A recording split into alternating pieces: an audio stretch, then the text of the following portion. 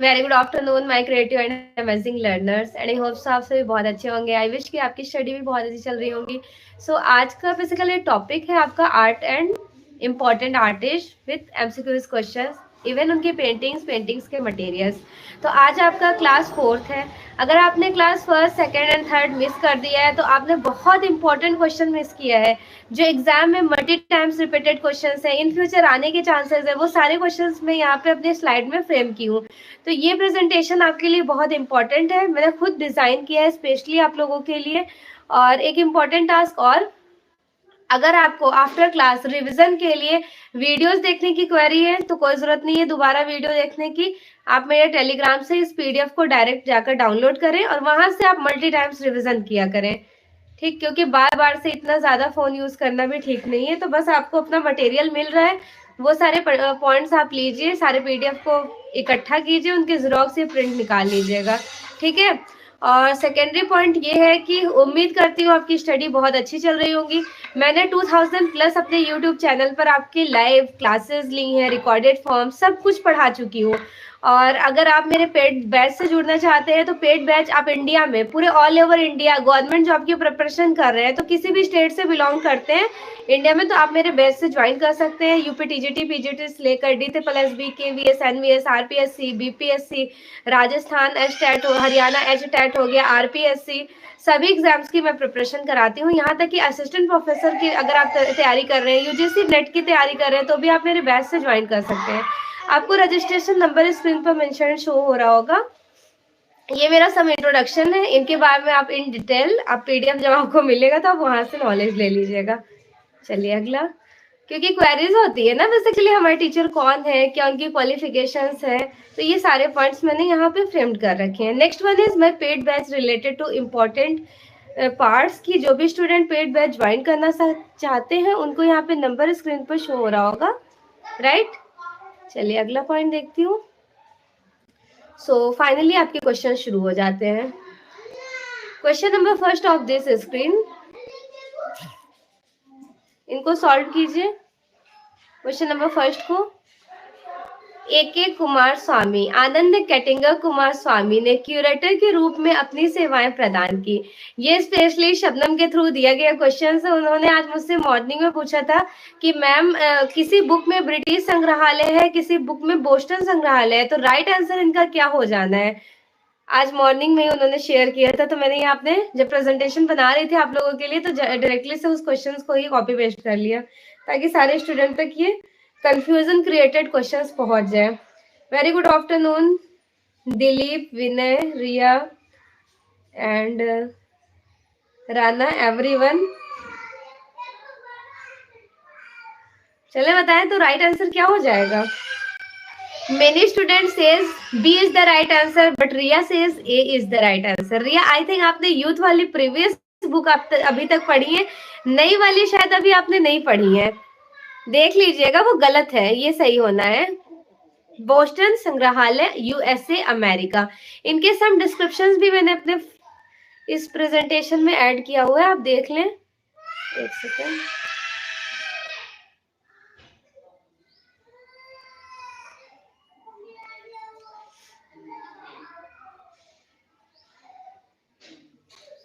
आनंद कैटिंगर कुमार स्वामी ने बोस्टन संग्रहालय में क्यूरेटर के रूप में अपनी सेवाएं प्रदान की है। साथ के साथ आनंद कैटिंगर कुमार स्वामी का जन्म कब हुआ था? 22 अगस्त को 1877 ईस्वी को इनका जन्म हुआ था। इनकी डेथ हो जाती है 9 सितंबर 1947 में। आनंद कैटिंगर कुमार स्वामी कला समीक्षक एवं आर्ट हिस्टोरियन भी थे, कला इतिहासकार। आपने सिलोन नेशनल रिव्यू के संपादक भी किया था। कौन सा? ये पॉइंट इंपॉर्टेंट है बेटा, इनको ध्यान रखिएगा, Ceylon national review. Next slide में थोड़ा और डिस्क्रिप्शंस मुझे मिला तो मैं सोची सारे पॉइंट्स आपके साथ शेयर क्यों ना कर दूं। देखिए, आपके सुप्रसिद्ध लेख the Hindu view of art में उन्होंने इस दृष्टिकोण की स्थापना की कि विश्व को भारत की जो देन कहते हैं उनका मूल भारतीय दर्शन। आनंद कैटिंगर कुमार स्वामी ने लगभग 60 से ज्यादा विचारपूर्ण ग्रंथों की रचना किए थे। ऑलरेडी आपको पता है ठीक है, फिर भी मैंने ऐड कर लिया कि आपसे पूछ लिया जाए कि कितने विचारपूर्ण ग्रंथों को रिप्रेजेंट किए थे, समथिंग 60 संपादक और संयोजन किया। आनंद गटिंगा कुमार स्वामी की प्रसिद्ध ग्रंथ है arts and craft in India and Ceylon, Indian craftsman, Indian bronzes and Rajasthani paintings आदि। एंड द नेक्स्ट क्वेश्चन बहुत it's not too much commonly question, but हाँ मेनी टाइम्स रिपीटेड क्वेश्चन, बहुत बार एग्जाम में पूछा गया क्वेश्चन है। तो बताइए कौन सा करेक्ट हो जाएगा। नाइट डेथ एंड डेविल किसकी कृति है? Albert Durer, Hussain, Rembrandt, Toulouse Lautrec. Which one is the right answer according to options? Very good afternoon Saurabh.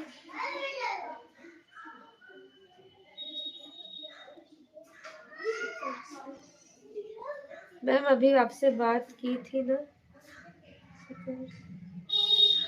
Dilip क्या कह रहे हैं मैं समझी नहीं, सही टाइपिंग कीजिए, लास्ट लाइन ना के आगे आपका स्टेटमेंट क्लियर नहीं हो रहा है। अरे वाह, वेरी गुड।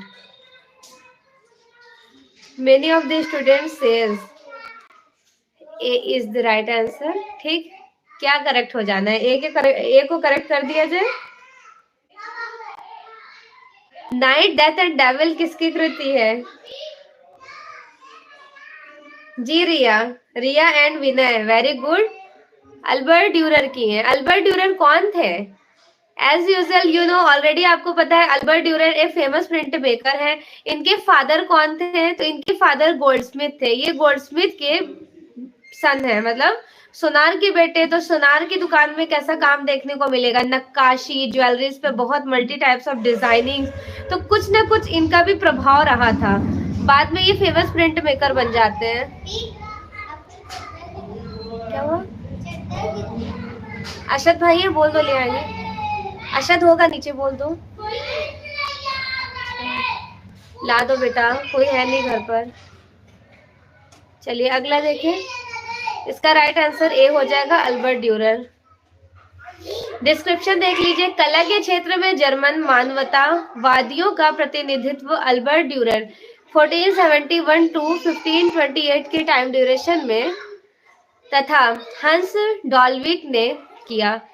इन दोनों चित्रों में कोरो पर इटली के कलाकारों का प्रभाव स्पष्ट रूप से दृष्टिगोचर होता है। गुटनबर्ग जर्मनी निवासी अल्बर्ट ड्यूरर के प्रमुख चित्रों में से the knight and the death, saint Jerome in his studies, the crucifiers, Christ सम्मिलित है।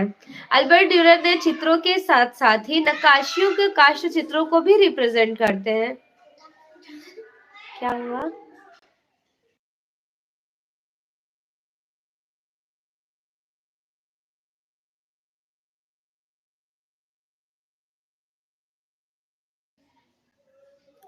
चलिए नेक्स्ट पॉइंट देखते हैं। लंदन ओलंपिक के लिए बनाए गए शिल्प आर्सेलिन मित्तल ऑर्बिट की संकल्पना किस कलाकार ने की थी? यहाँ पे तो सिर्फ और सिर्फ आपको आर्टिस्ट देखने को मिलेंगे शाम 7 बजे, 7 PM, शाम 7 बजे आपको यहाँ पे टॉपिक कौन सा देखने को मिलेगा? 125 क्वेश्चन एग्जाम ओरिएंटेड। इंडिया में जितने भी कॉम्पिटेटिव एग्जाम्स होते हैं सभी के क्वेश्चंस आपको यहाँ पे फ्रेम्ड देखने को मिलेंगे, जिनमें से आज डे 4 है। तो डे 1, डे 2, डे 3 का वीडियोस देखने के बाद डे 4 अटेंड कीजिएगा। एवरी सेट्स में 125 question. After attending classes Telegram से आपको लिंक मिल जाएगा। थैंक यू सो मच बेटे। यार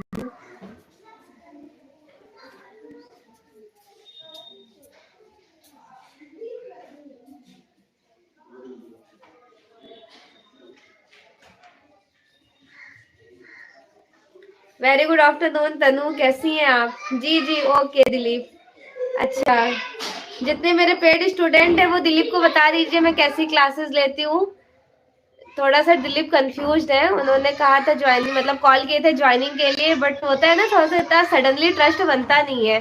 तो जो भी तनु है, राना और कितने लोग अभी प्रेजेंट हैं, बाकी सारे तो प्रेजेंट भी नहीं है। जो भी प्रेजेंट है वो दिलीप को आप बता सकते हो, ठीक। और बाकी दिलीप आपको लाइव डेमोन्स्ट्रेशन भेज दूंगी, सेंड कर दूंगी, देख लीजिएगा। लंदन ओलंपिक के लिए बनाए गए शिल्प आर्सेलर मित्तल ऑर्बिट की परिकल्पना अनीश कपूर ने की थी।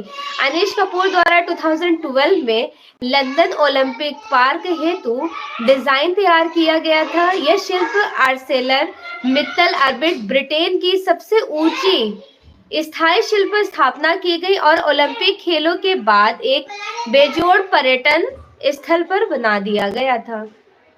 नेक्स्ट पॉइंट, मुंबई में जन्मे अनीश कपूर एक भारतीय ब्रिटिश मूर्तिकार थे।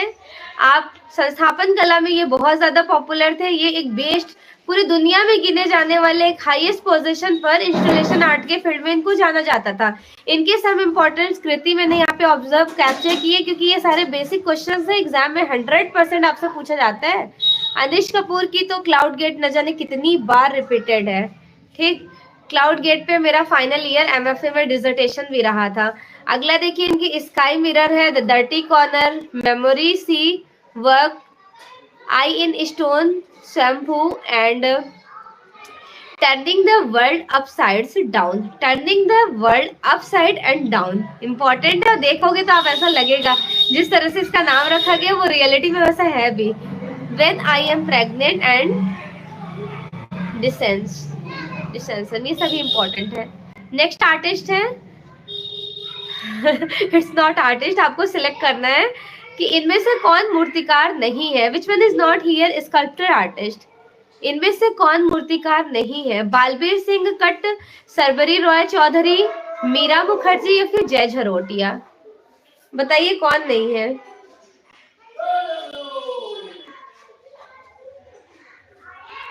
बताइए, तनु, विनय, दिलीप, रानी and Riya, Rubina, Saurabh, Krishna, everyone, सभी लोग बताएं जिनका नाम मिस कर दिया समझ रहे कमेंट्स की वजह से मैं देख नहीं पाई। देखिए, इनमें से कौन मूर्तिकार नहीं है। बालबीर सिंह कट, बीएचयू से इनका कनेक्शन था, ये तो एक बहुत फेमस मूर्तिकार है। सेकेंडरी, सरबरी रॉय चौधरी, ये भी एक फेमस मूर्तिकार है। किनके स्टूडेंट है, तो ये प्रदोष दास गुप्ता के स्टूडेंट है जो संगीतकारों की मूर्तियां बहुत बनाते थे। अब अगला है मीरा मुखर्जी। मीरा मुखर्जी तो सभी जानते हैं, आप सभी लोग जानते हैं, जो डोगरा कास्टिंग से बहुत ज्यादा प्रभावित थी। अब मीरा मुखर्जी पर्टिकुलर वर्क कैसा करती थी, तो इनके वर्क में आपको क्या दिखाई देगा, डोगरा कास्टिंग का जो है प्रोसेस वो देखने को मिलेगा। And the last one is जय झरोटिया। ऑलरेडी आपको मैंने मूर्तिकार, छापाकार सब कुछ पढ़ा दिया है। तो जो जय झरोटिया को मैं आपको पढ़ाई हूँ, कहाँ पर पढ़ाई थी, Jai Jharotia he was a very popular in the field of print making.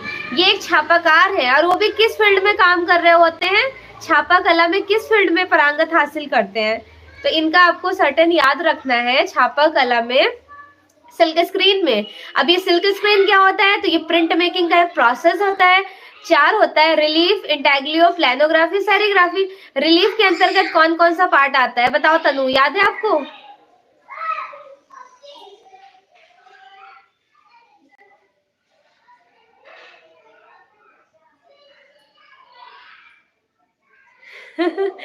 Vinay, thank you so much, इतनी तारीफ। Very good afternoon Sunil sir, कैसे हैं आप। क्या हुआ सुनील सर, आजकल आप बड़े परेशान चल रहे हैं, ज्यादा वर्क हो गया है क्या। चलिए थोड़ा सा मैं एक्सप्लेन कर देती हूँ इनके बारे में। रिलीफ के अंतर्गत होता है would cut, लिनो cut, scraper board. Intaglio के अंतर्गत आपके 7 प्रोसेस आ जाते हैं। कौन कौन से, एक होता है plate engraving, dry point, aquatint, mezzotint, viscosity, collography, एक second, plate engraving, dry point, etching, aquatint, mezzotint, viscosity, collography, ये पूरे 6 हो जाते हैं। फिर आपका थर्ड वन इज आता है प्लानोग्राफी। उनपे 2 पार्ट होते हैं, एक होता है ओलियोग्राफी, दूसरा होता है लिथोग्राफी, जिसकी हिस्ट्री वगैरह आपको याद रखनी है। अगर आप यूजीसी नेट की तैयारी कर रहे हैं तो जो मैं ये एक्सप्लेन कर रही हूँ ये तो कुछ नहीं है, इसके अंदर तो आपको बहुत चीजें पढ़नी पड़ेंगी। पूरा एक बोलते नहीं इन डेप्थ डिटेल में आपको नॉलेज होना चाहिए। ये तो बस मैं यूपी टीजीटी हो गया या फिर इंडिया में गवर्नमेंट जॉब की प्रिपरेशन कर रहे हैं तो उनके लिए मैंने सर्टेन चीजें बता दी। इनकी खोज कब हुई है, इनके फाउंडर्स कब है, सबके बारे में आपको नॉलेज होना चाहिए अच्छी तरीके से। मैं अपना टाइम बता रही हूँ, जब मतलब मैं प्रिपरेशन कर रही थी, मैं सिर्फ स्टार्टिंग टाइम ड्यूरेशन में गाइडेंस करने वाला कोई होता नहीं है। तो क्या होता है, हमारे फाइन आर्ट्स में इतने ज्यादा टीचर्स भी नहीं मिलते हैं, हम लोग बस बच्चा खुचा 2-4 क्वेश्चन है वो पढ़ते रहते हैं। वक्त देना पड़ता है, आप लोग के पास तो अभी बहुत अच्छा वक्त है, सोशल मीडिया इतना ज्यादा अपडेट हो चुका है कि बहुत नॉलेज ले सकते हैं। तो इसका राइट आंसर डी हो जाना है, जय झरोटिया। ये सिल्क स्क्रीन लास्ट प्रोसेस है, सेरिग्राफी में काम कर रहे होते हैं। इसका डिस्क्रिप्शन देख लीजिए।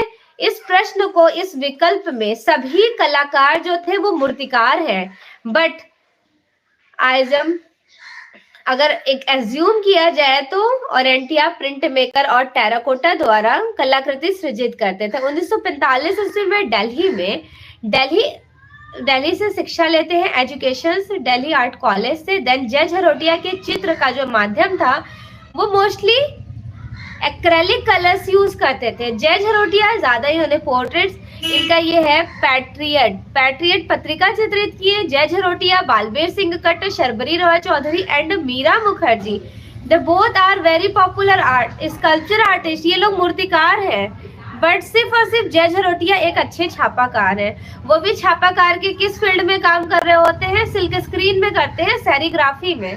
क्लियर?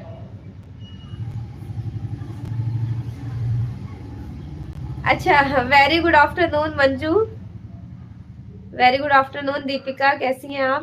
तबीयत कैसी है आपकी? मुझे तो बड़ा टेंशन हो जाता है, मैं चाहती हूँ बस मेरे कोई स्टूडेंट बीमार ना पड़े, क्योंकि आप लोग बहुत मेहनत करते हैं।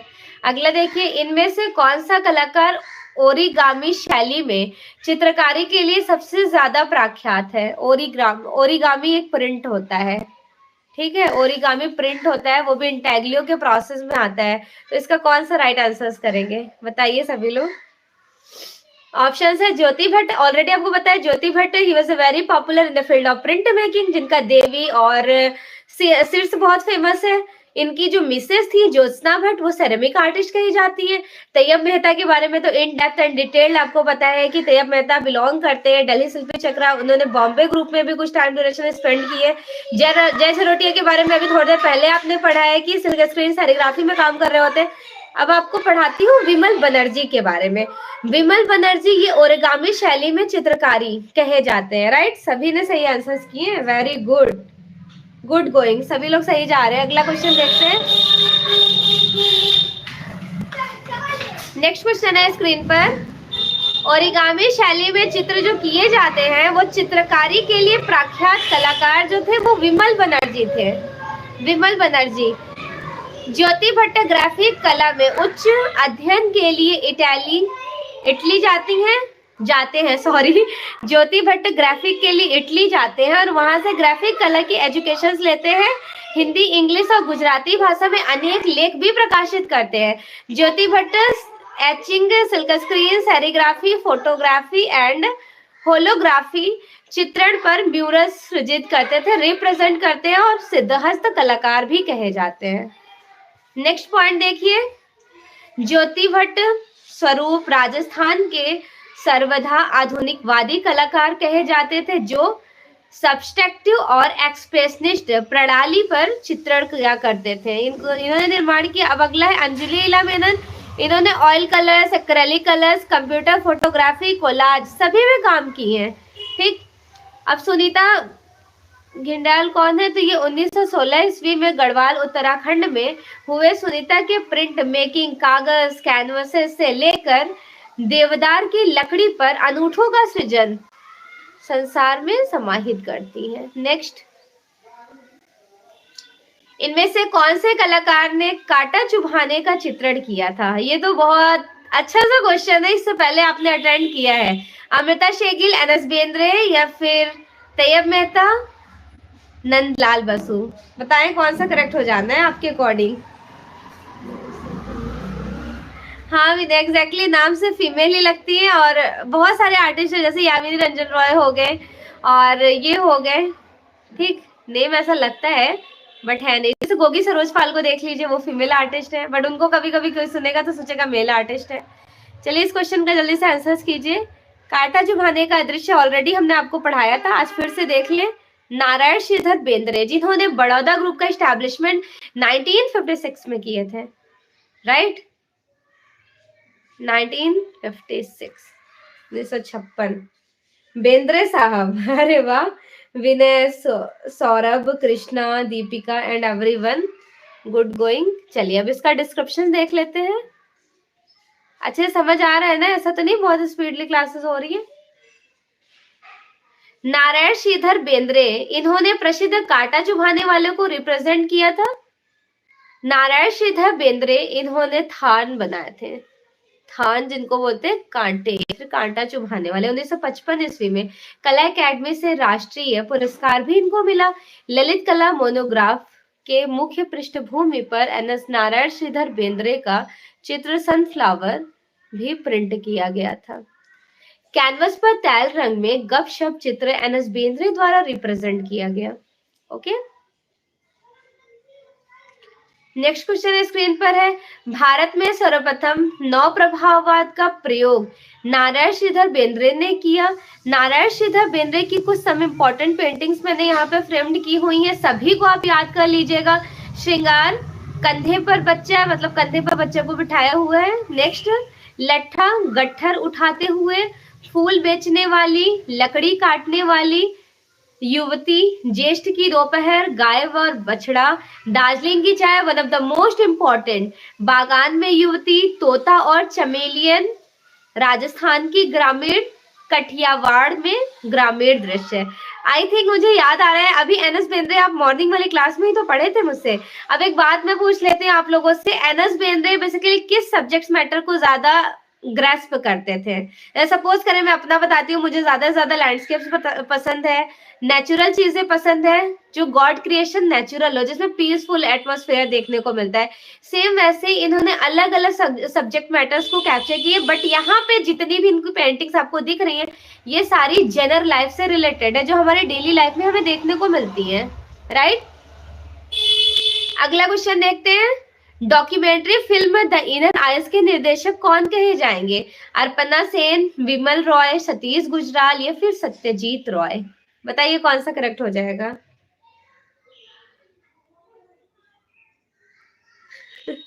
अरे thank you so much Deepika, इतनी तारीफ।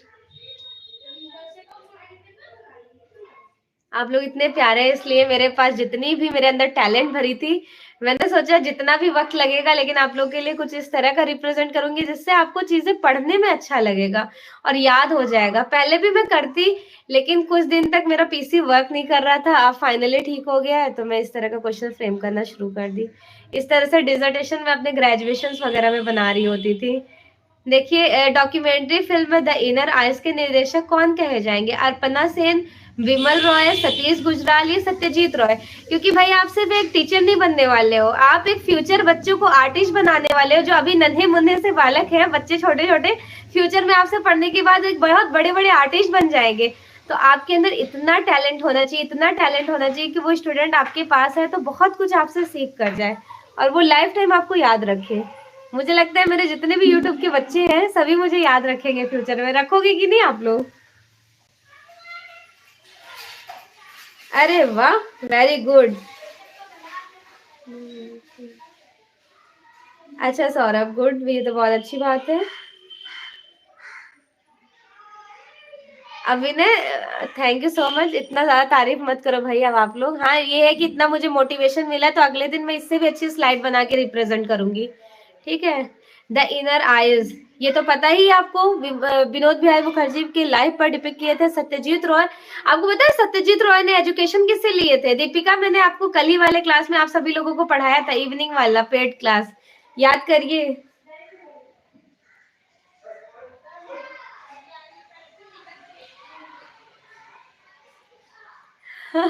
लास्ट जर्नी तक। अरे ये तो थैंक यू सो मच, ये मेरे लिए बहुत बड़ा बात हो गया भाई। लास्ट जर्नी तक आप लोग हमें याद रखेंगी, मैं भी लाइफ टाइम तक आप सभी को याद रखूंगी।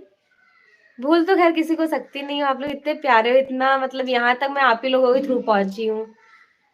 Documentary film the inner eye, Satyajit Ray. Satyajit Ray is the student of Avani, sorry, Nandlal Basu, Nandlal Bose के स्टूडेंट है।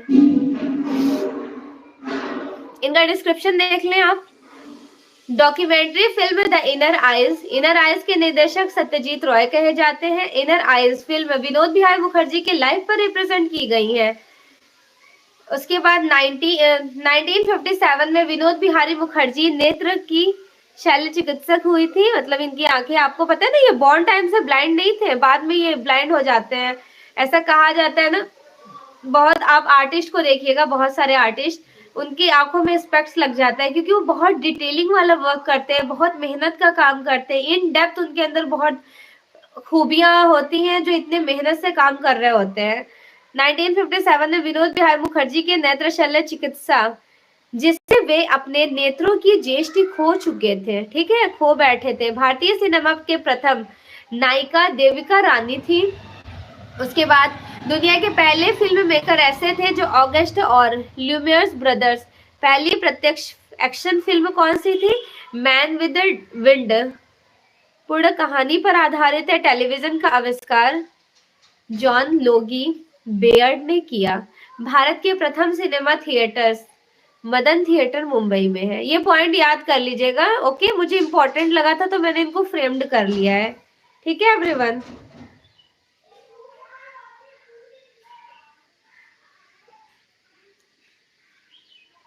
अरे क्या हो गया तनु आपको? ख्याल रखिए भाई, आप लोग भी अपना, मुझे भी देखिए, जब मैं आप लोगों को पढ़ाती थी मैं स्पेक्स नहीं लगाता, मुझे चश्मे की जरूरत पड़ गई है। जो भी डॉक्टर इवन बोले कि नहीं, जब तक फोन स्क्रीन यूज करो स्पेक्स आपकी आंखों में होना चाहिए, भले फोन यूज ना करो तो चश्मा हटा देना। और मुझे बिल्कुल पसंद नहीं है, लेकिन ये है कि फोन जब तक यूज करूंगी तो लगाना ही पड़ेगा। तो आई चेक करा लिया, और ख्याल रखिए सभी लोग अपना। चित्रकारों में बड़ौदा समूह के संस्थापक कौन कहे जाते हैं? ऑलरेडी आपको पता है, 1956 में उस ग्रुप का एस्टैब्लिशमेंट किए थे हिम्मत शाह, एनएस बेंद्रे, गुलाम मोहम्मद शेख, विनोद रे पटेल। तो आपको जितने भी स्क्रीन पे आर्टिस्ट दिख रहे हैं ना, हिम्मत शाह, गुलाम मोहम्मद शेख, ये सभी बड़ौदा ग्रुप के ही थे। और साथ के साथ एनएस बेंद्रे को फाउंडर कहा जाता है, जनक जन्मदाता। Some important points regarding to Narayan Shridhar Bendre. Baroda समूह के संस्थापक एनएस बेंद्रे थे। 1950 से लेकर 66 के टाइम ड्यूरेशन तक 16 आप बड़ौदा में रहे, जहां विद्यार्थियों को कला शिक्षा देते रहे थे। 1952 में भारत सरकार द्वारा चीन भेज दिए गए थे। सांस्कृतिक दल में श्री बेंद्रे भी एक सम्मानित सदस्य के रूप में चुने जाते हैं। बेंद्रे ने प्रायः सभी माध्यमों में वर्क किया था, जैसे pastels colour, oil colour, water colour etcetera. आपके चित्र संयोजन में cubist style as like, cubism एक आर्ट मूवमेंट है जिसको हिंदी में घनवादी कला आंदोलन कहते हैं। ये पेरिस फ्रांस में स्टैबल हुआ था, 1907 टू 1925 तक चला था, जिसके फाउंडर पैब्लो पिकासो कहे जाते हैं। अदर आर्टिस्ट पूछ लिया, जो एग्जामिनर आपसे पूछ ले सपोज, तो पैब्लो पिकासो के साथ जॉर्ज ब्राउक, फर्नांडीज, हॉर्नग्रिस, सभी का नाम आपको ध्यान में रखना है। Secondary one thing is that कि कैसा काम होता था, तो घन और शंखु को कैप्चर करते थे, स्टिल लाइफ्स को ऑब्जर्व करते थे क्यूबिज्म आर्ट मूवमेंट में। तो यहाँ पे एनएस बेंद्रे ने इनके स्टाइल्स को फुलफिल किए, जो गगनेंद्र नाथ ठाकुर के चित्रों में भी देखने को मिलते हैं। भारत के प्रथम क्यूबिस्ट आर्टिस्ट कौन कहे जाते हैं? गगनेंद्र नाथ टैगोर। आई थिंक यहाँ तक कंसेप्ट क्लियर हो गया। नेक्स्ट पॉइंट देखिए, ये क्वेश्चन भी बहुत इंपॉर्टेंट है। किस समकालीन चित्रकार ने चित्रकला श्रृंखला में रिमेम्बर्स ऑफ वॉइस को ऐड किए थे, जिसको हिंदी में बोला जाता है आवाजों की स्मृति? बताइए, आवाजों की स्मृति मतलब रिमेम्बर का चीज होता है याद करना, मेमोरेबल चीजें इंग्लिश में उनको रिजेम्बलेंस कह दिया जाएगा, या फिर रिमेम्बर चीजों को याद रखना स्मृति के थ्रू, मेमोरेबल थ्रू। तो रिमेम्बर्स ऑफ वॉइस किसका है ये?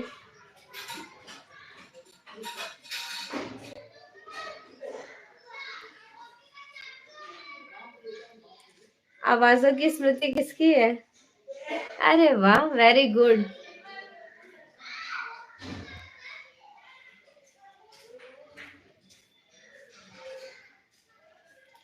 Many student are says right answers. Almost सभी ने करेक्ट आंसर्स बताए भाई, क्या बात है।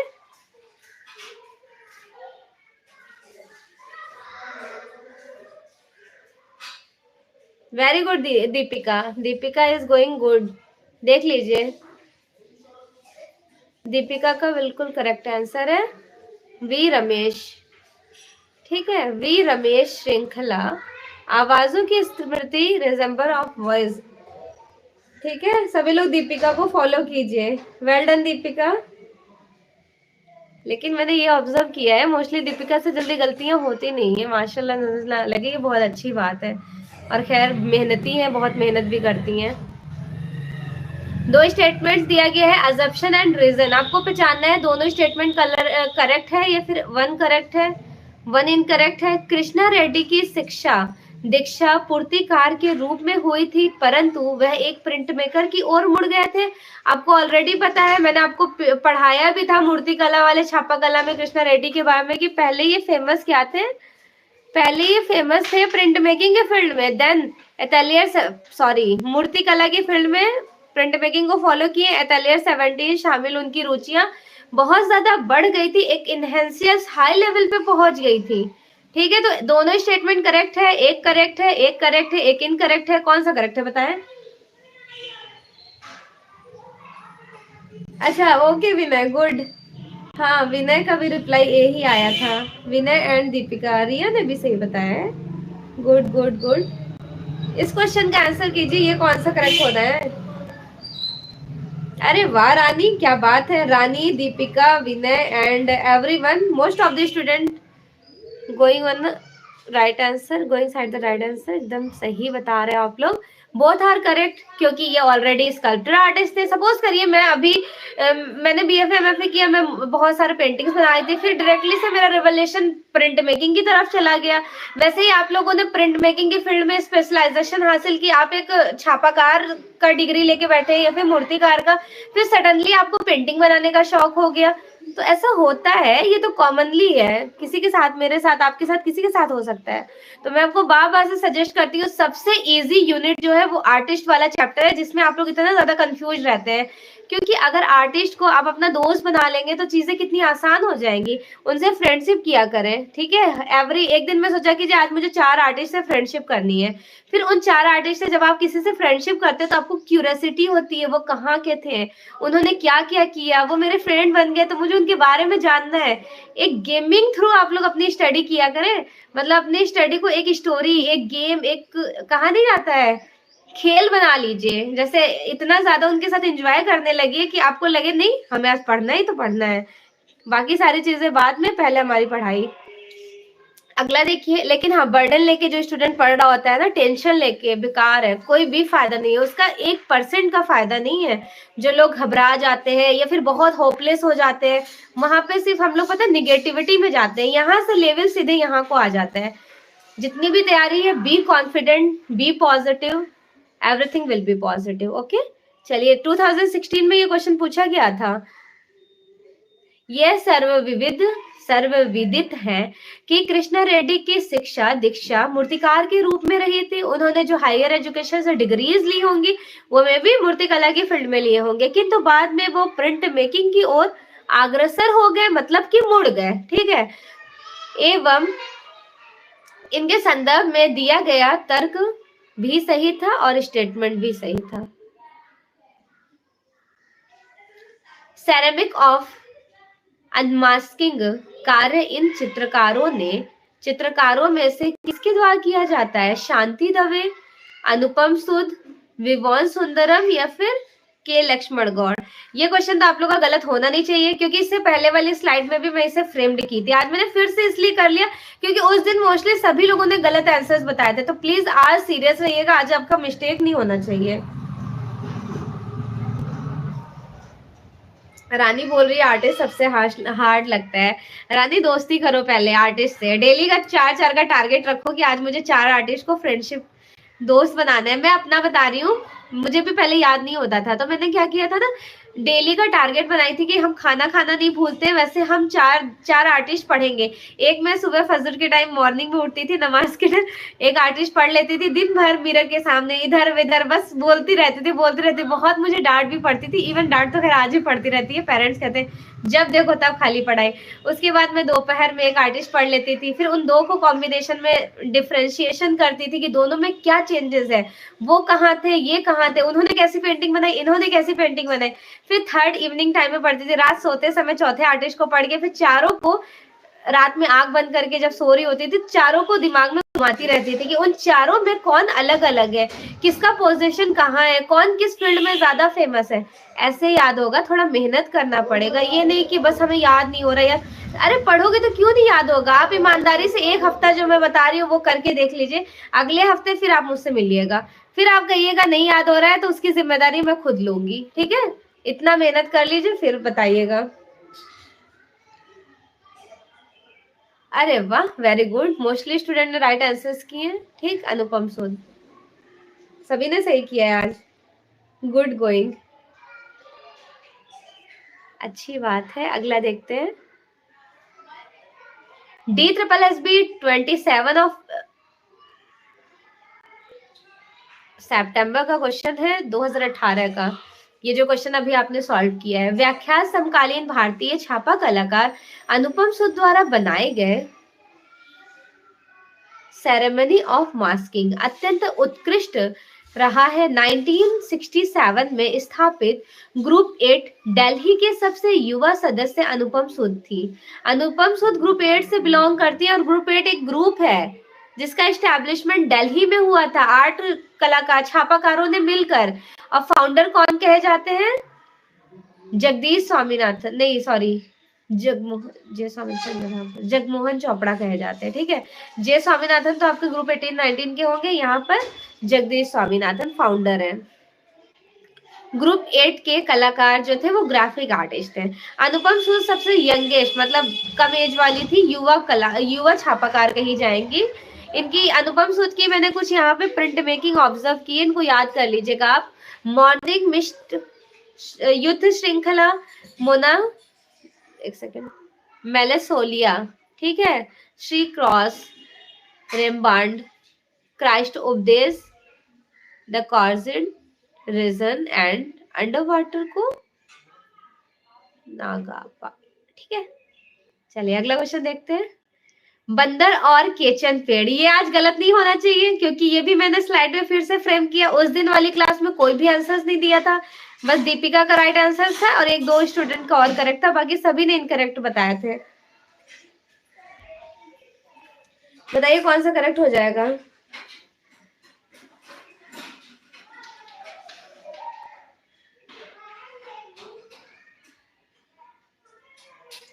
ओ अच्छा, बबीता आप है विनय के नेम से। क्या बता तो देती, मैं सोच रही हूँ पता नहीं कौन विनय है, मेरी इतनी तारीफ पे तारीफ किए जा रहा है।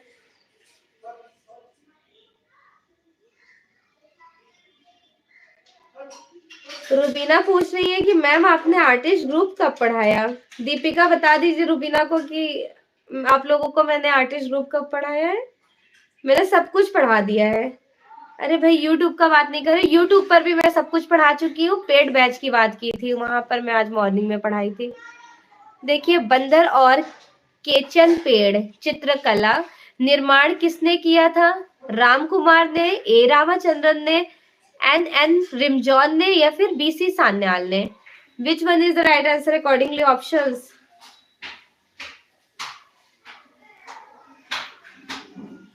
अरे वाह, वेरी गुड। Mostly students is B is the right answer. Exactly B ही करेक्ट होना है। इतनी जल्दी क्यों आ गए? चलो यहाँ पे बैठो, अभी मैम नहीं है आपकी, अभी तो टाइम भी नहीं हुआ है। बुक लेके रूम में जाओ, रूम में बैठ के स्टडी करते रहो, ठीक है। मैम आएगी तब क्लासरूम में जाना।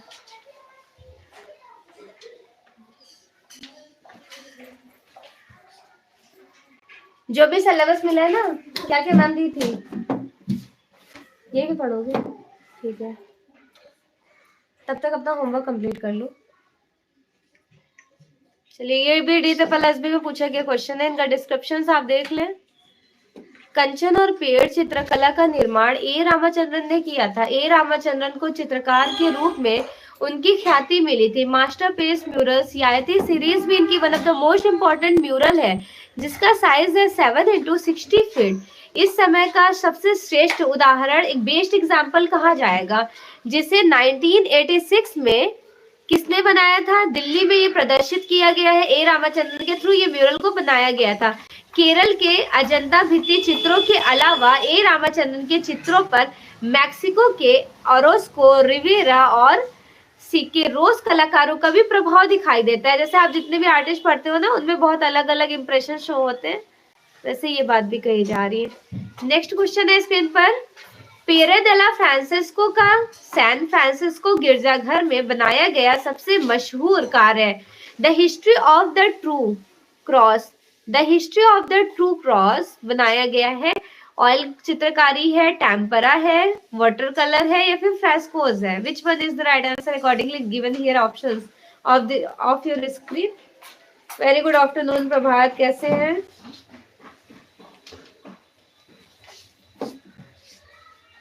अच्छा, जिसको भी आर्टिस्ट में प्रॉब्लम होती है, फ्री ऑफ कॉस्ट मैंने एज ए गिफ्ट आपको बताया कि मैं कैसे आर्टिस्ट याद की हूँ, वैसे आप लोग भी याद कर लीजिएगा। डेली 4 का टारगेट बनाइए, एक मॉर्निंग में पढ़िए, एक आफ्टरनून में पढ़िए, एक इवनिंग पढ़िए, एक नाइट में पढ़िए। सोने से पहले आंख बंद करके अपने माइंड में चारों को कंपेरेटिवली घुमाइए और सोचिए आपने जो पढ़ा है क्या क्या पॉइंट अभी तक आपके जहन में है, कौन कौन से पॉइंट आप मिस कर रहे हो। और मोस्टली बुक्स वगैरह लेकर ही जब लेटा करें तो बुक्स अपने साइड में ही रखे रहा करें, जो भूलें ओपन करके देखें, फिर वापस से बंद करके फिर माइंड अपने कॉग्निटिव माइंड में उनको टाइम टू टाइम रिविजन करें। ठीक है, यही एक बेस्ट एग्जाम्पल है याद करने का। बहुत सारे स्टूडेंट बोलते हैं मैम मैं जितना भी पढ़ूं भूल जाता हूँ। तो देखिए, भूलने की बीमारी सभी में होती है, मेरे में भी है, आप में भी है, एवरी कोई दुनिया में ऐसा इंसान नहीं है जो भूल नहीं जाता होगा। और अगर आप मल्टी टाइम्स रिविजन करते रहेंगे तो भूलने का तो कोई सवाल ही नहीं पैदा होता है। आप आज पढ़िए, फिर 3 दिन बाद पढ़िए, फिर 6 दिन बाद पढ़िए, फिर 9 दिन, फिर 1 महीना, ऐसे करते करते फिर रिविजन में अपने डेली रिविजन में ले आइए उस टॉपिक को। जो चीजें याद नहीं हो रही उनको ज्यादा से ज्यादा पढ़िए, ऑटोमेटिक से याद हो जाएगा। देखिए, ये जो है मशहूर म्यूरल, ये फ्रेस्कोज में बनाया गया है, फ्रेस्को में। ठीक है, हाँ प्रभात, मैं भी बहुत अच्छी हूँ, बस अभी थोड़ा सा बीच में तबीयत खराब हुआ था, कॉमन कोल्ड हो गया था, बट फाइन अब बिल्कुल ठीक हूँ। पीजीटी 2016 का क्वेश्चन है, वो भी कहाँ पूछा गया था? हमारे यूपी पीजीटी में। डी राइट आंसर इसका है। सैन फ्रांसिस्को गिरजाघर में the history of true cross या फिर the history of the cross चित्रों को पियरो डेला फ्रांसिस्को ने बनाया है, ये फेमस म्यूरल। अच्छा, आप मुझे बताएंगे कि पियरो डेला फ्रांसिस्को किस आर्ट मूवमेंट से बिलोंग करते हैं यूरोप में? फ्रांसिस्को के भित्ति चित्र अरेजो के संत फ्रांसिस्को गिरजाघर में एग्जिबिट है, मतलब यहीं पे बनाया गया था चर्च में जिसमें सम्राट कॉन्स्टेंटाइनोपल के स्वप्न दृष्टा को रिप्रेजेंट किया गया है। इसमें से उन्हें क्रॉस के चिन्ह पर विजय प्राप्त होता है। पियरो डेला फ्रांसिस्को की प्रसिद्धि चित्र मानवता की रक्षा करते वर्जिन मैरी, संत जेरोम, वास्तविक सूली, ईसा के पुनर्जीवित होना और उर्बिनो के ड्यूक, ये सभी इंपॉर्टेंट पॉइंट्स हैं। अगला क्वेश्चन देखिए, स्क्रीन पर मेंशन्ड है, इनका थोड़ा सा डिस्क्रिप्शन। लियोनार्डो दा विंसी ने दुनिया के सम्मानित किए गए 1452 के टाइम ड्यूरेशन और 1519 1452 में इनका जन्म होता है, 1519 में इनकी मृत्यु हो जाती है। किसकी? लियोनार्डो दा विंसी की। लियोनार्डो दा विंसी प्रतिभाशाली चित्रकार तो थे ही थे। देन 1903 से 1906 के बीच में मिडल में इन्होंने मोनालिसा रिप्रेजेंट किए। मोनालिसा जो प्रेजेंटली लूव्र म्यूजियम पेरिस में है, रेड कलर के टोन में बनाई गई है। बैकग्राउंड में उनके क्या है तो लैंडस्केप बनाया गया है। इनके फेस पे मिस्टीरियस को शो किया गया है। मोनालिसा कब चोरी हुई थी और वापस से पुनः मिल गई थी, ये बात तो सच है। चोरी कब हुई थी बताइए? आज मॉर्निंग में बहुत जल्दी आप सभी लोगों ने आंसर्स किए थे। वेरी गुड आफ्टरनून अनु, कैसी हैं आप? नेक्स्ट देखिए, अच्छा क्लास ले रहे हैं, वो पढ़ाई कर रहे हैं, उसको डिस्टर्ब मत करो, जाओ तुम नीचे। तुम नहीं देखो उसको, अपना स्टडी करो। तुम्हें कुछ नहीं मिला है क्या शन? विश्व का सबसे प्रसिद्ध चित्र है, लियोनार्डो दा विंसी इनके शिक्षक थे। वेराशियो गुरु थे, लियोनार्डो दा विंसी उनके स्टूडेंट थे। यहाँ से मैं 3 क्वेश्चन आपसे पूछ रही हूँ, बहुत जल्दी जल्दी से आंसर्स कीजिएगा। अभी जो फ्रांसिस्को वाला आप पढ़े हो, इससे पहले वाला क्वेश्चन सॉल्व किए हो, वो अर्ली रेनेसा आर्ट मूवमेंट से बिलोंग करते हैं, ये हाई रेनेसा। टाइमलाइन याद है आपको?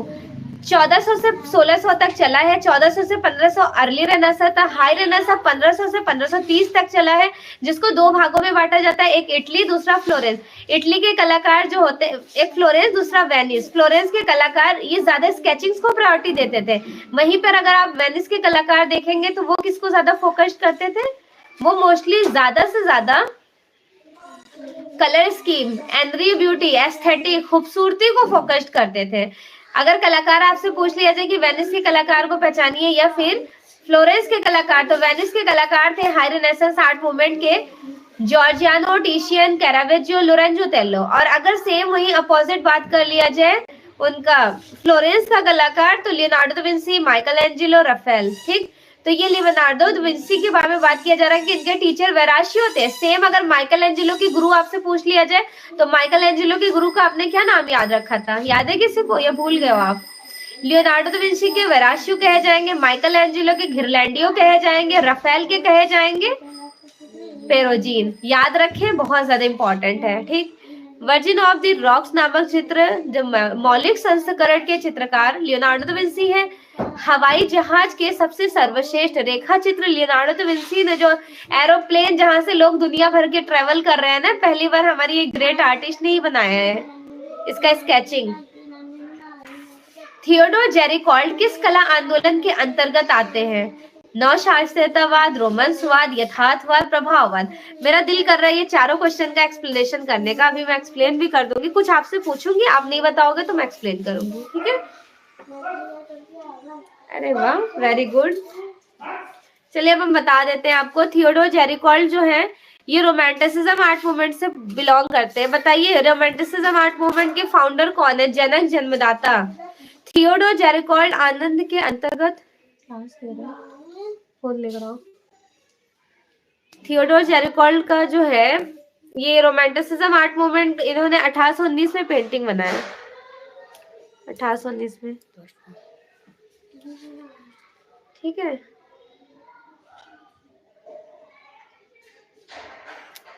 चलिए अगला देखते हैं। चला कब से कब तक था, तो 1800 से लेकर के 1890 तक चला था। इसके फाउंडर थे दिलाक्रा। जेरिकॉल्ड जो थे वो इनकी पहली पेंटिंग थी। रोमांटिसिज्म आर्ट मूवमेंट चला था पेरिस, फ्रांस में। अब नवशास्त्रीयतावाद क्या होता है? Neo classicism. देखिए 4 आर्ट मूवमेंट निकल कर आए थे, neo classicism, romanticism, realism, impressionism. तो इन चारों को मैंने यहाँ पे इसलिए फ्रेम्ड किया है ताकि आपको चारों के एक्सप्लेनेशन बता पाऊं। नियो क्लासिज्म आर्ट मूवमेंट ये कब से कब तक चला था? 1780 से 1830 तक। इसके फाउंडर, जनक, जन्मदाता कौन थे? जैक लुइस डेविड, जिनकी पहली पेंटिंग थी 18 इस कला आंदोलन नियो क्लासिज्म नवशास्त्रीयतावाद की पहली पेंटिंग जो बनाई गई थी 1784 ईस्वी में, लुव्र म्यूजियम पेरिस में एग्जिबिट है। ऑयल ऑन कैनवस में बनाई गई थी। 3 ब्रदर्स एंड 1 फादर के रोमन स्टोरीज को कैप्चर किया गया। पर्टिकुलर पेंटिंग का नेम क्या था? तो पेंटिंग का नेम था ओथ ऑफ होराशी, होराशिया का प्रण। अब यही बात कर लिया जाए कि इन यहाँ के प्रणेता कौन थे, तो प्रणेता थे विंकलमैन। विंकलमैन प्रणेता कहे जाएंगे। अगला है रोमांटिसिज्म, इनके बारे में तो मैंने आपको बता दिया। अब यथार्थवाद, सुन ले अशोक भाई को सुना दीजिए, क्लास लेंगे। यथार्थवाद जिसको बोलते हैं रियलिज्म आर्ट मूवमेंट, ये चला था 1850 से 1900 तक। इसके फाउंडर कहे जाते हैं ग्यूस्टर कॉर्बेट। यथार्थवाद में एज लाइक रियलिटी, जो सोसाइटी की प्रॉब्लम्स है। आपको पता है ग्यूस्टर कॉर्बेट बहुत रिच फैमिली से बिलोंग करते थे, बट उन्होंने बहुत हाइपर रियलिस्टिक को ऑब्जर्व नहीं किया। इतने पैसे वाले थे, वो चाहते तो ये भी तो कर सकते थे कि अरे मुझे खूबसूरत खूबसूरत पेंटिंग बनानी है, बहुत फेमस होना है। नहीं, उनका मेन परसेप्शन ये था कि हकीकत में जो हमारी सोसाइटी की प्रॉब्लम्स है हमें उनको फेस करना है। यथार्थवाद, यथार्थ का मतलब होता है रियलिस्टिक, तो उनका मेन रियलिस्टिक का ये ऑब्जर्वेशन था कि जो हकीकत दुनिया है उसको रिप्रेजेंट करना है। जैसे इनकी पेंटिंग्स है द स्टोन ब्रेकर्स, ओरना का दफन संस्कार, the funeral of the Ornans English में इसको कहते हैं। तो the funeral of the Ornans बनाने के बाद उन्होंने कहा था कि मैंने इस पेंटिंग को स्वच्छंदतावाद मतलब रोमांसवाद के साथ ही दफन कर दिया और एक नई इरा की तरफ चले आ रहे होते हैं जिनको यथार्थवाद कला आंदोलन कहता है। ठीक है, टाइमिंग आपको याद हो गया 1850 से लेकर 1900 तक। जनक आपको याद हो गए ग्यूस्टर कॉर्बेट, हिंदी में इनको गुस्ताव कुर्बे कहा जाता है। तो प्लीज आप कंफ्यूज मत होइएगा, जब आप वेस्टर्न आर्ट पढ़ रहे होंगे तो आपको हिंदी और इंग्लिश दोनों कंसेप्ट स्ट्रांग होना चाहिए, क्योंकि हिंदी लैंग्वेज में भी इंग्लिश वर्ड पूछ लिया जाता है। ये स्क्रीन पे जो मेंशन है तो क्या रोमांसवाद, रोमांटिसिज्म, ये हिंदी वर्ड थोड़ी नहीं, ये तो इंग्लिश ही है। हिंदी में इनको स्वच्छंदतावाद कहते हैं। अगला है आपका प्रभाववाद, इम्प्रेशनिज्म आर्ट मूवमेंट। तो नवशास्त्रीयतावाद में कैसा काम हुआ था? नवशास्त्रीयतावाद में एग्जैक्ट इन्होंने ग्रीक और रोमन को फॉलो किया था। रोमन्सवाद में रोमन स्टोरीज को कैप्चर किया गया था। यथार्थवाद में as like social problem of society, reality को रिप्रेजेंट किया गया था। और प्रभाववाद में यहाँ पे बिल्कुल अपोजिट काम करती है, लैंडस्केप्स बनाए हैं, मतलब अपोजिट इन द सेंस बाकियों के कंपेयर में यहाँ पे ज्यादा ऑब्जेक्ट्स वगैरह पे फोकस नहीं किया गया, ज्यादा से ज्यादा यहाँ पे लैंडस्केप को प्रायोरिटी दी गई। वो भी कैसा लैंडस्केप? Outdoor landscape. आउटडोर और इंडोर का मतलब ये होता है, आउटडोर जो आप बाहर जाके बना रहे होते हैं, इंडोर का मतलब होता है आप अपने स्टूडियो में बैठ के बना रहे थे विद द हेल्प ऑफ अपने मेमोरीज के थ्रू। ये क्लियर? प्रभाववाद कला आंदोलन 1870 से 90 तक चलता है। इसके फाउंडर कहे जाते हैं क्लाउड मोनेट। याद रखिएगा, क्लाउड मोनेट, जिनको हिंदी में मोने कहा जाता है। बैठिए, अभी मैम आ रही है, यहाँ बैठ जाइए, अभी टाइम नहीं हुआ है। ठीक है, तो इतना क्लियर हो गया। उसके बाद अगला पॉइंट क्या है? 1870 से 90 तक चलता है ये कला आंदोलन, और इसमें पर्टिकुलर फोकस किसे किया गया था? यहाँ पे ब्रोकन कलर्स ऑब्जर्व किए गए थे, और साथ के साथ ब्लैक कलर्स नहीं लगाया गया था। ये आप ध्यान रखिएगा, ब्लैक कलर यूज नहीं किया गया था। रेनबो कलर्स को फॉलो किया गया था। ब्लैक कलर की जगह ये जामुनी कलर, जैसे ये जो मैंने ड्रेसेस पहन रखा है, रेड में अगर आप ब्लू मिलाएंगे तो ये वाला कलर बन जाएगा। तो इस तरह के कलर्स को वो ब्लैक प्रायोरिटी करके लगा देते, मतलब वो ऐसा कहते थे कि ब्लैक लगाने के बजाय हम थोड़ा सा मिक्सअप वाले कलर से एड ऑन करेंगे। क्लियर हो गया? तो कुछ चीजें क्या होती है ना, सिर्फ पढ़ना नहीं, अपना कॉन्सेप्ट क्लियर करना जरूरी है। अब आप 10 बुक पढ़ रहे हो, लाइनें याद कर रहे हो, याद करना ठीक है, अच्छी बात है, लेकिन कंसेप्ट जब आपका क्लियर रहेगा ना, तो एग्जामिनेशन हॉल में आपका कंसेप्ट ज्यादा वैल्यूएबल होता है, ना कि आप बहुत सारी चीजें पढ़कर जा रहे हो। आपने पढ़ने को बहुत कुछ पढ़ लिया और आपका कंसेप्ट ही क्लियर नहीं हुआ। मैंने, आप सपोज करें 10 बुक आपने पढ़ा है, मैंने आपसे बस यही चारों का पूछ लिया कि चलो इनको एक्सप्लेन करो, तो आप सोचो कि हम क्या एक्सप्लेन करें, हमने तो इतना कुछ पढ़ लिया है। तो कुछ चीजें होती हैं जो प्रैक्टिकली बहुत स्ट्रांग करनी होती है। तो ये सारे जो क्वेश्चंस होते हैं ना वेस्टर्न आर्ट के, वहां का आप पेंटिंग वगैरह जब देखोगे ना, तो ज्यादा चीजों को ऑब्जर्व कर पाओगे। ठीक, चलिए अगला देखते हैं। मेरा तो भाई फेवरेट चैप्टर है वेस्टर्न आर्ट, तो मैं इस क्वेश्चन को, वेस्टर्न आर्ट को एक्सप्लेन किए बिना रह नहीं सकती हूँ। अगला वाले, मतलब आप लोग को होता होगा कि मैम इम्पोर्टेंट नहीं है नहीं, इम्पोर्टेंट है, ठीक है, हमेशा क्वेश्चन पूछा जाता है। ये देखिए, आपके टीजीटी में ही पूछ लिया गया था ये। थियोडोर जेरिकॉल्ड रोमन्सवाद से संबंधित है। 1819 ईस्वी में जेरिकॉल्ड ने अपना चित्र मेडुसा का बेड़ा बनाया, जो प्रेजेंटली एग्जिबिट है लूव्र म्यूजियम पेरिस में। राष्ट्रीय कला भवन प्रदर्शनी में एग्जिबिट किया गया। स्टडी करो तुम लोग निकाल कर, अभी आ रही है मैम।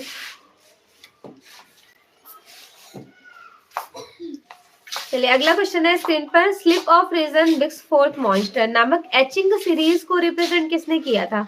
अल्बर्ट ड्यूरर, फ्रांसिस्को दी गोया, ऑनर डॉमियर या फिर रैम्ब्रा? बताइए कौन सा करेक्ट हो जाना है?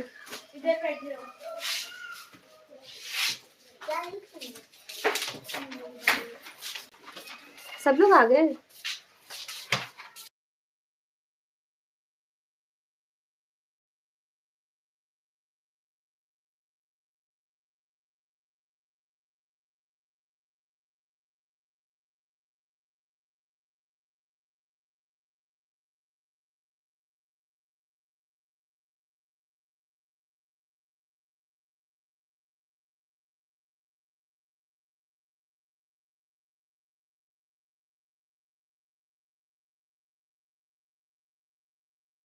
करते रहो, ठीक है। चलिए इस क्वेश्चन का क्या राइट आंसर हो जाएगा? अल्बर्ट ड्यूरर, फ्रांसिस्को दी गोया, डोमिये या फिर रैम्ब्रा? अब पर्टिकुलर इन 4 को मैं एक्सप्लेन भी कर देती हूँ। देखिए ये सही हो जाना है बी, फ्रांसिस्को दी गोया। अल्बर्ट ड्यूरर जर्मन के प्रिंट मेकर है। फ्रांसिस्को दी गोया, इनको संधि कलाकार कहा जाता है, जस्ट बिकॉज ये पहले थे रोमांटिसिज्म आर्ट मूवमेंट में, फिर ट्रांसफॉर्म होकर, मतलब रोमांटिसिज्म से पहले इन्होंने रोकोको में भी काम किया, बट इनको रखा जाता है रोमांटिसिज्म आर्ट मूवमेंट में, जिनको स्वच्छंदतावाद कहा जाता है। स्वच्छंदतावाद जो चला था कब से कब तक, अभी हमने आपको एक्सप्लेन भी किया है, 1800 से 1890 तक। ठीक, इसके 2 भाग होते हैं, एक सोशल और दूसरा लैंडस्केप प्राकृतिक, एक सामाजिक दूसरा प्राकृतिक। तो सामाजिक साइड के कलाकार कौन कौन थे? फाउंडर थे दिलाक्रा, सेकंड थे जेरी कॉल, थर्ड थे गोया। और प्राकृतिक साइड के कलाकार कौन कौन से थे? प्राकृतिक साइड आपके हो जाएंगे John constable, Turner, William black. Clear हो गया? तो इनको फ्रांसिस्को दी गोया को संधि कलाकार इसलिए कहा जाता है क्योंकि पहले रोकोको कला आंदोलन में काम किए थे। रोकोको एक आर्ट मूवमेंट है, जब स्टार्टिंग हुआ था 18वीं सेंचुरी में। रॉबर्ट दी कुट्टे, जैम मेरी ऑन्टोनी इसके फाउंडर कहे जाते हैं। ओनर डोमियर कौन थे? तो ये स्वच्छंदता, ये उसका रियलिज्म आर्ट मूवमेंट, यथार्थवाद के मेंबर थे। बेसिकली ये कार्टूनिस्ट पेंटिंग, व्यंग्य चित्र के लिए फेमस थे। और रैम्ब्रा के बारे में तो भाई ऐसा कोई स्टूडेंट होगा नहीं जो नहीं जानता होगा। रैम्ब्रा बरूक आर्ट मूवमेंट से बिलोंग करते हैं। ये ड्रामेटिक वे में अपने फॉर्म को ऑब्जर्व करते हैं और कैप्चर करते हैं। इनकी पेंटिंग्स बहुत यूनिक एज लाइक ड्रामेटिक वे में होती हैं। ठीक है, द नाइट वॉच इनकी one of the most important painting है, 1642 वाली। चलिए अगला देखते हैं। नेक्स्ट 2013 आपके यूपी टीजीटी का क्वेश्चन है ये। फ्रांसिस्को दी गोया 1746 स्पेन में इनका जन्म हुआ था और ये गोया रोमांसवादी कलाकार माने जाते हैं जिन्होंने स्पेन की राजधानी बार्सिलोना को अपना कार्यस्थली सेलेक्ट कर लिया था, कार्य क्षेत्र। इनके द्वारा बनाए गए प्रसिद्ध चित्रों में युद्ध का दुष्परिणाम, 2 मई, 3 मई, ये सारा रिप्रेजेंट किया गया। इन्होंने sleep of reason begets forth monster को रिप्रेजेंट किए थे और एचिंग सीरीज के साथ साथ चांचल्य नामक चित्र मालिका को भी रिप्रेजेंट किए थे। नेक्स्ट, जॉन कॉन्स्टेबल किस आर्ट मूवमेंट से बिलोंग करते हैं? अभी हमने थोड़ी देर पहले ही आपको बताया है, अभी एक्सप्लेन किया है, थोड़ी देर क्या इसी क्वेश्चन से पहले। तो बताइए कौन है ये? Rococo art movement, high renaissance art movement, baroque art movement, या फिर इंग्लैंड के इंग्लिश रोमांटिक? तो देख लीजिए, रोकोको जो है 18वीं सेंचुरी में चला था। यहाँ पे छोटे हुए आरामदायक भवन बनाए जाते थे। वहां उनका जो गार्डनिंग होता है, सेरेमिक से डेकोरेशंस करते थे, उनके टेरेस वगैरह, छतों को सजाया जाता था, स्टेयर्स को सजाया जाता था with the help of ceramic articles. और हाई रेनेसेंस आर्ट मूवमेंट क्या होता है? तो यहाँ पर एक्चुअल में किसको फोकस किया गया था? High renaissance, Venice of Florence, ये आपका बैक सेंचुरी टाइमलाइन 15 to 16 का कहा जाएगा, 1500 से लेकर 1530 तक का, जिसके वेनिस के कलाकार थे जॉर्जियानो, टिशियन, कैरावेज्जो, लोरेंजो थिल्लो, और फ्लोरेंस के कलाकार थे Leonardo da Vinci, Michelangelo and Raphael. अगला है रोकोको। रोकोको जो है वो 1600 से 1750 तक चला था। इसके फाउंडर कैरावेज्जो कहे जाते हैं। उसके बाद अदर आर्टिस्ट आपसे पूछ लिया जाए कैरावेज्जो के बाद, तो पीटर पॉल रॉबेंस का आपको नाम याद रखना है, रैम्ब्रा का नाम याद रखना है। रोकोको में कैसा काम हुआ था? तो यहाँ पर भवन जैसे वास्तविकता से ऊंचे भवनों को बनाया गया था। कंपैरेटिवली रोकोको में छोटे और आरामदायक बनाए गए थे। तो यहाँ पर वास्तविकता से ऊंचा मतलब भ्रम पैदा किया गया, एक्चुअल में वो था नहीं। बेल नहीं बजाओ। English romantic artist right answer आपका हो जाना है, जो मैंने थ्योरीज एक्सप्लेन किया उसके अकॉर्डिंग। टीजीटी 2013 में पूछा गया ये आपका क्वेश्चन था। 1795 ईस्वी में जॉन कॉन्स्टेबल को कला शिक्षा के लिए लंदन जाने की आज्ञा मिली। वहां उनकी भेंट रॉयल एकेडमी में रिचर्ड विल्सन के शिष्य जोसेफ फेरिंगटन से हुई थी। फेरिंगटन ने कॉन्स्टेबल को अपने कला संबंधित विचारों के अवगमन किए थे। 1802 ईस्वी में उनके अपने दृश्य चित्रों की प्रथम प्रदर्शनी की, किंतु उनका अधिक स्वागत नहीं हुआ था। ये एक प्रसिद्ध इंग्लिश भूदृश्य चित्रकार थे, English romantic landscape artist. Chronological sequence में आपको अरेंज करना है according to date of birth. तो सबसे पहले मैं इस तरह के क्वेश्चन आपको बताया कैसे सॉल्व करती थी जी। ये क्या है? Thank you so much. Study नहीं करना है? अच्छा, ये गिरा हुआ था, थैंक यू। चलिए अगला देखिए। मैं आपको आर्ट मूवमेंट के अकॉर्डिंग पहले बता देती हूँ। मैं अपने टाइम में बताई थी कि पहले मुझे जल्दी डेट ऑफ बर्थ याद नहीं होता था, तो मैं क्या करती थी, आर्ट मूवमेंट के थ्रू इनको रिलेट करती थी। लेकिन आर्ट मूवमेंट पता है उससे भी बड़ा डिफिकल्ट होता है। अगर आपने सब कुछ अच्छे से पढ़ लिया है तभी आप आर्ट मूवमेंट के थ्रू रिलेट कर पाएंगे। बट अब तो डेट ऑफ बर्थ कॉमनली हर एक चीज का याद हो गया। प्रैक्टिस बोले ना, practice is the success of की, सफलता की कुंजी है आपकी। मोने मैंने डिगास बनाया, सिसिली पिसारो, बर्थ मरीसा, ये सब है प्रभाववादी कला आंदोलन। तो इनका जन्म 1840 में हुआ था, 1840 में। दूसरा गॉगेन का कब हुआ है, तो इनका 4 साल बाद 1848 में।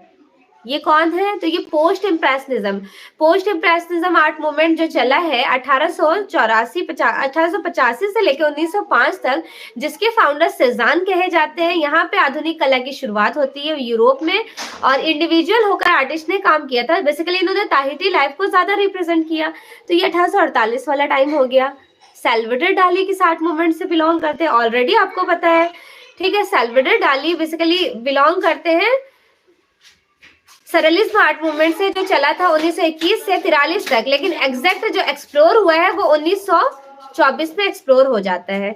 तो सैल्वाडोर डाली भी इंपॉर्टेंट है। इनका जन्म 1904 ईस्वी में हुआ था। जैक्सन पोलाक का जन्म 1912 में हुआ था। आपने अमूर्त अभिव्यंजनावाद पढ़ा होगा, जिसको इंग्लिश में एब्स्ट्रैक्ट एक्सप्रेशनिज्म आर्ट मूवमेंट कहते हैं, तो उसके ये फाउंडर कहे जाएंगे। और ये अमेरिका में चला था 1940 से 60 के बीच में, जिसके 2 भाग हुए थे, एक एक्शन पेंटिंग था, दूसरा कलर फील्ड था। एक्शन पेंटिंग जो है वहां पे कलर्स को लेट आ रही है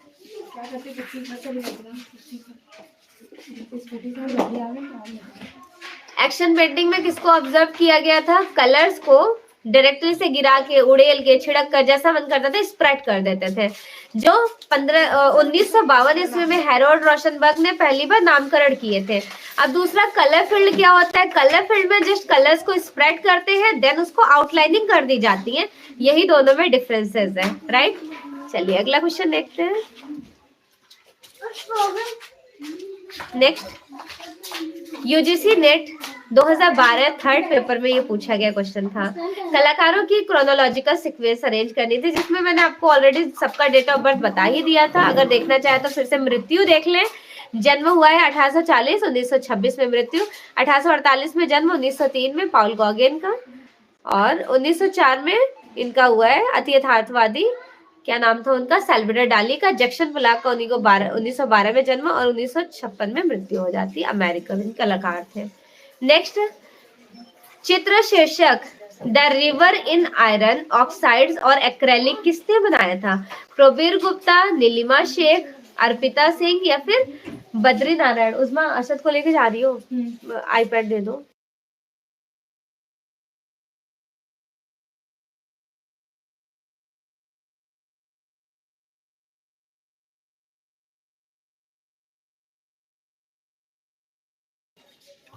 बताएं इसका राइट आंसर क्या होगा। और द रिवर यूरोप में कौन से मूर्तिकार ने बनाए थे, ये भी बता दीजिए।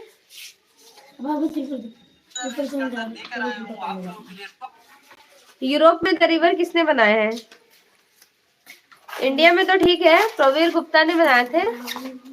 प्रवीर गुप्ता। यूरोप में किसने बनाए हैं, जल्दी बता दिए। बस ये ध्यान रखिएगा, यूरोप में जो बनाए उनका मटेरियल कुछ और है, इंडिया में जो बनाए थे प्रवीर गुप्ता, इनका मटेरियल कुछ और था।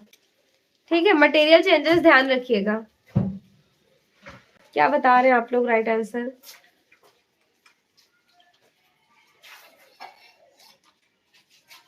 अच्छा, 18 का क्या आंसर बताया आप लोगों ने, 18 का ए। ठीक है, प्रवीर गुप्ता इज राइट। अब मुझे ये बताइए, प्रभात एंड राना, दीपिका, रिया, बबीता, सौरभ, एवरीवन, सभी लोग बताएं। और कुछ? यूरोप में किसने बनाए थे, नहीं पता। क्यों नहीं पता, इससे पहले हमने बताया था आपको। कोई बात नहीं, मैं फिर से एक्सप्लेन कर देती हूँ। देखिए, यूरोप में बनाए थे मैलल।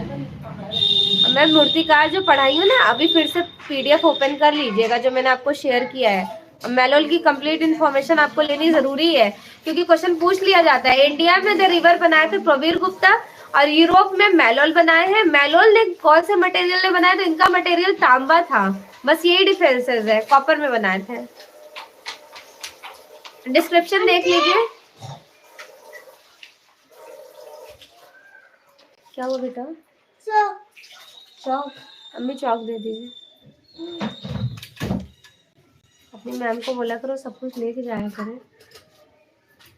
1980 ईस्वी के दशक के मध्य में समकालीन भारतीय कला को एक नई दिशा की ओर मोड़ी गई थी। पूर्व के दशकों में कला दृश्य में जिन बातों की प्रधानता थी वे धीरे धीरे लुप्त हो गई थी। नई पीढ़ी के कलाकारों की सोच अलग थी, ठीक है। उन्होंने नई अवधारणा की तलाश करते हैं और संकल्पना करते हैं, जिनमें से प्रवीर गुप्ता ने द रिवर बनाए थे, वो भी ऑक्साइड, तांबे और एक्रेलिक में। Next, the reality of vision किसकी है मिक्स मीडिया में, बताइए। अरे वाह, दीपिका बबीता पता तो है आपको। प्रभात ने भी राइट आंसर्स किए हैं, मेलोल वाला।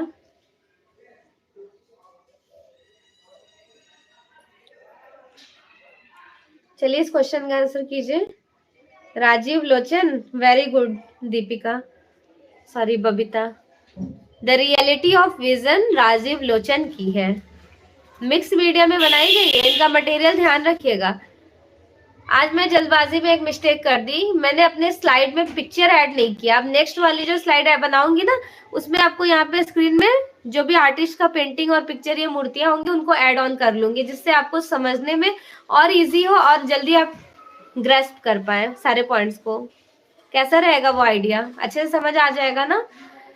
राजीव लोचन का जन्म 29 जून 1956 में देहरादून हरियाणा में हुआ था। The reality of vision mix media में इन्हीं के द्वारा रिप्रेजेंट की गई थी। डॉक्टर राजीव लोचन, डॉक्टर, ठीक है, डॉक्टर राजीव लोचन है। 16 वर्षों तक राष्ट्रीय आधुनिक कला दीर्घा न्यू दिल्ली के निर्देशक भी सेलेक्ट किए जाते हैं। निम्नलिखित में से कौन मूर्तिकार नहीं है?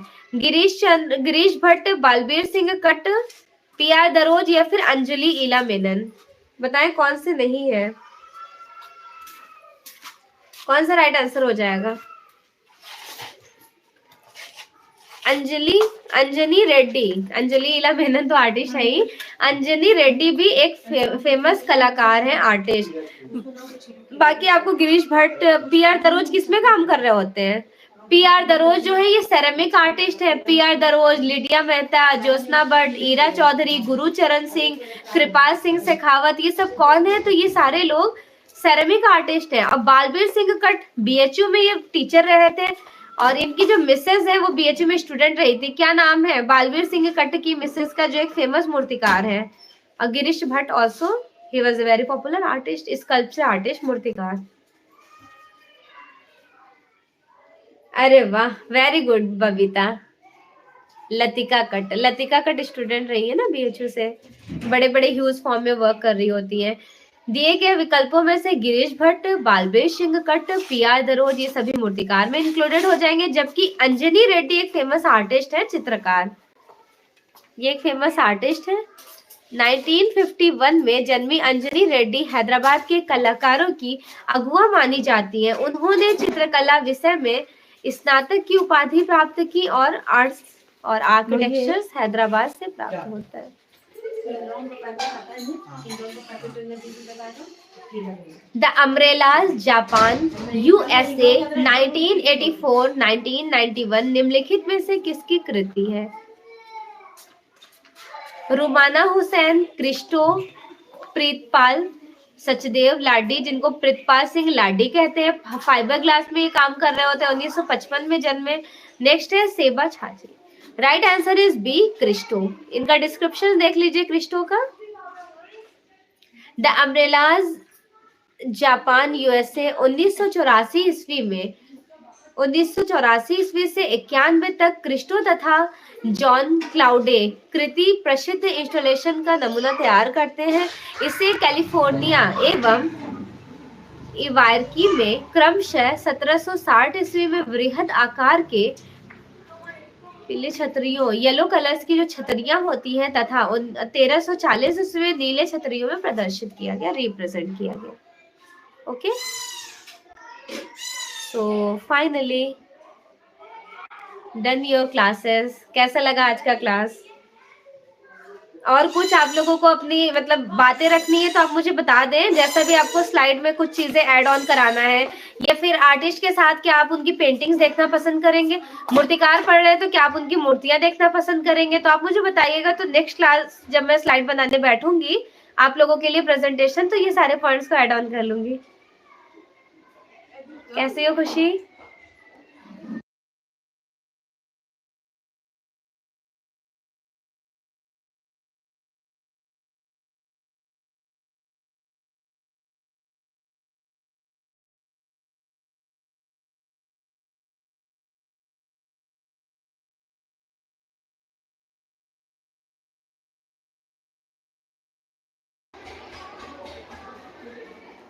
ठीक है, पेंटिंग्स, मूर्तियां, सारे पॉइंट्स ऐड कर लूंगी।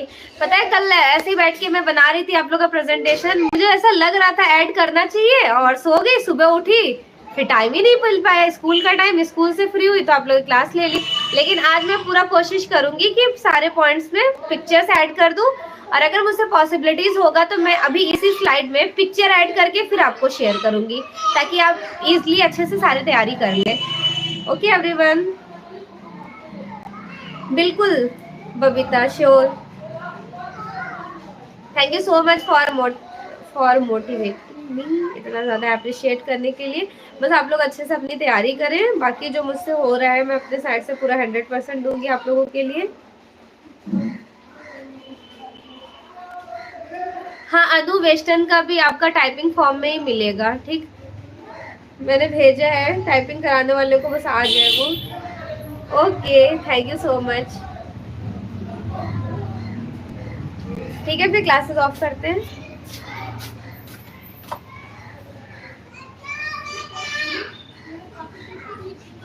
Okay, very very thank you so much. हाँ, जिनको पेड बैच ज्वाइन करना होगा, अभी तक आपको कुछ भी नहीं पता है फाइन आर्ट्स में क्या क्या पढ़ना है, तो ये मेरा नंबर दिया गया है, यहाँ पे आप मुझसे सारे इन्फॉर्मेशन ले सकते हैं। Okay okay, very very thank you so much.